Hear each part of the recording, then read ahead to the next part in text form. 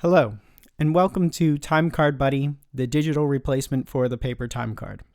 Timecard Buddy is designed to make the transition from paper to digital as innocuous as possible, and it is this premise that informs the transparency of Timecard Buddy's design.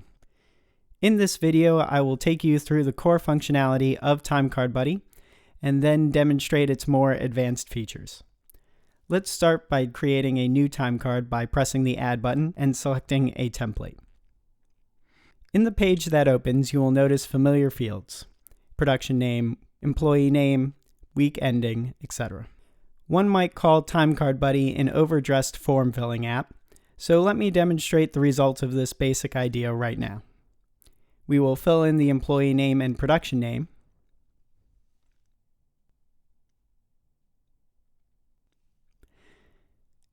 and then we will press the Finish button, which takes us directly to our last page of fields.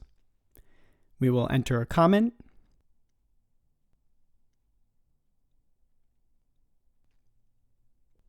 then of course we will sign it,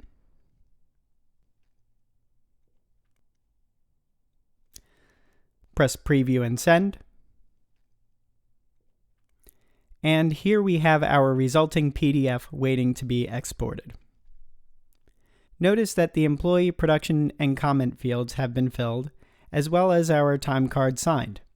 And there you have an understanding of Timecard Buddy's most basic functionality. Let's go back and you'll see there are a number of pages worth of fields.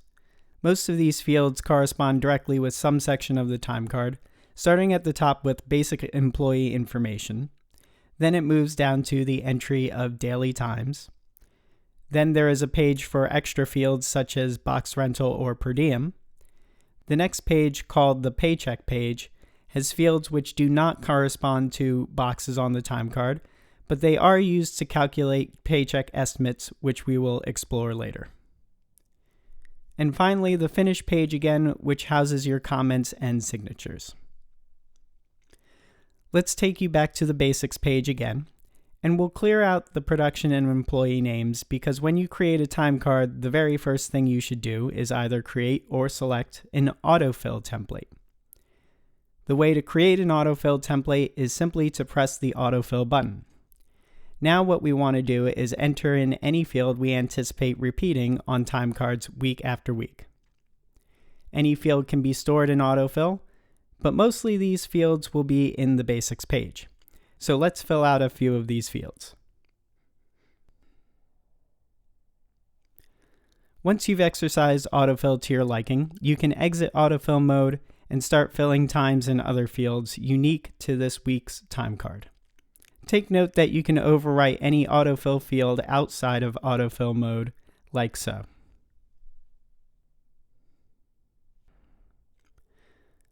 Let me show you now that you can select or deselect the autofill template here. Notice that the autofill template is described by the production name and employee name to which it belongs.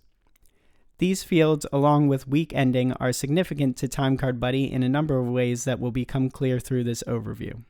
So be sure to assign them consistently. Now I could take you to the daily page to start entering times.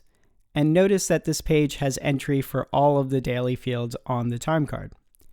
But for the most part, you will not be entering your times on this page. Timecard Buddy defaults to this page when it is opened. This is group mode. This mode is designed to look more like the production report often given out at the end of the week, and it houses the most commonly entered time fields for a given day. To better describe what it is capable of, let's first create a new timecard using the same process as before. I will open up the left slide menu which houses our timecards, and I will create a new timecard with the same template. We will again create an autofill template for this person and fill out a number of fields, making sure that our production name and week ending are the same.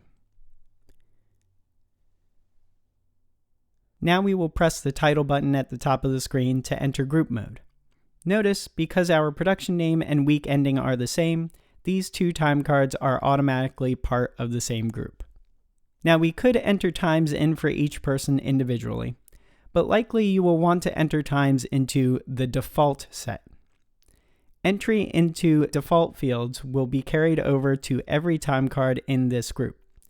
Then, like autofill, time cards can be individually customized by overwriting the default value.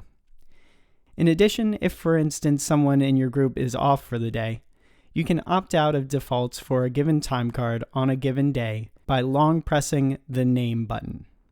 Since we are focused on entering times, let's take a moment to explore the time entry dialog.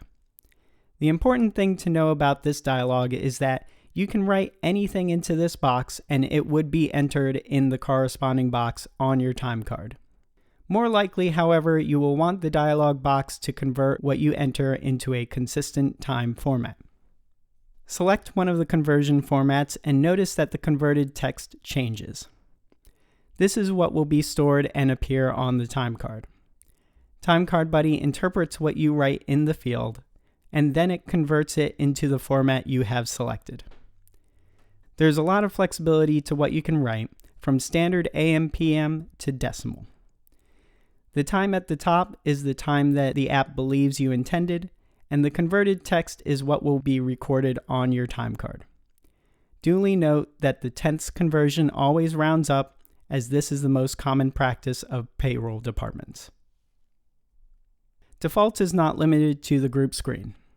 In order to access the less common times for defaults, you can press the Defaults button, and a page just like the daily page for an ordinary time card will appear. Here you can enter values for the less immediate fields for everyone in your crew at once. You will want to calculate total hours and penalties for each day. Timecard Buddy will not enter anything on your time card that you have not specified, but it does provide hints for these fields.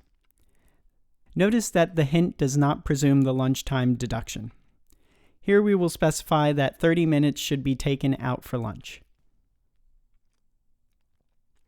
For lunch penalties, we see that we were half an hour past the 6-hour threshold, and we will enter 1 meal penalty here. Let's also take a moment to look at a field that requires a little explanation. The text entered in the banner field will be written across the time fields for that day. This is for special day activities like travel, idle, or holiday. We'll write in holiday for Saturday to show how it appears on the time card later. Let's exit the defaults page and talk about the Send Daily button. This button generates a report of the day's times for everyone in the group. This report appears as a simple table attached to an email, and the rest of the email is left open for any additional notes to be sent to production. We'll back up now and take you to the Group Finish page, where you can sign and select the time cards to be exported. Pressing the OK field will add it to the batch, and then pressing Send All will generate a single PDF with multiple pages to be exported.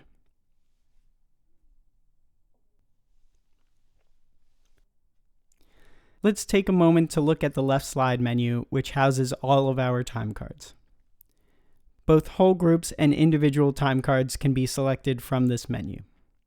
A time card can be deleted by swiping left on the time card. And lastly, we added time cards one at a time previously, but by long pressing the Add button, you can create a batch of time cards that echo the current group, but are set to a new week. The appropriate autofills are attached and no other fields are entered.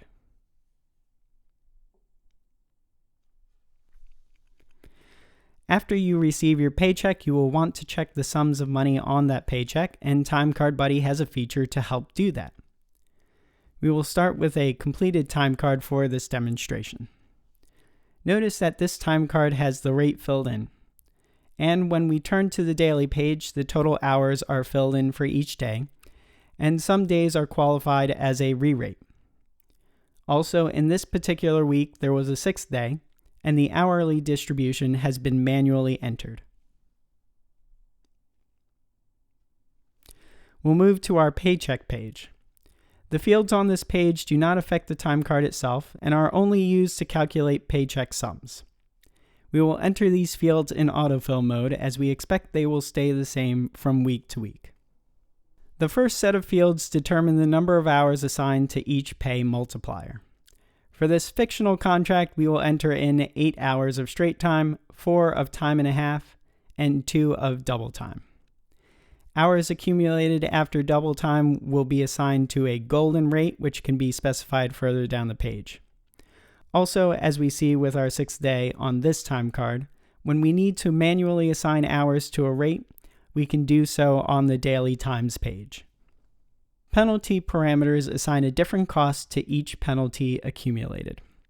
The first, second, and third penalties usually have different costs, and any penalties afterwards usually share the same cost, whether it is prevailing rate or a fixed value. Also, there is often an additional cost to these penalties which occurs while filming at a stage. That additional cost can be assigned in the stage penalty premium field and applies to the first, second, and third penalties for every meal on a given day. Those days can be assigned in the checkboxes here. The extra boxes are for any other sums you wish to add to the total value. And finally, the calculation can be seen below these fields. These sums are meant to match the sums an employee will find on his paycheck. Sums for each multiplier are displayed, the re-rate days are calculated separately, and the penalties are given as a sum total. The caveat here is that different contracts have different rules, but I tried to provide you with the most common parameters for these calculations. And it should be clear how each sum is calculated, so that if a discrepancy is found, you have an idea where the differences are. Please feel free to send feedback describing any common ways that Timecard Buddy does not fully account for your paycheck parameters. And that is the end to this overview of Timecard Buddy. I have written this app to be ubiquitous and to relegate the paper time card to obsolescence. So please share this with your friends and coworkers and share with me your experiences, so that I may best know how to improve on this formula in the interest of everyone in our community. Thank you all for your support.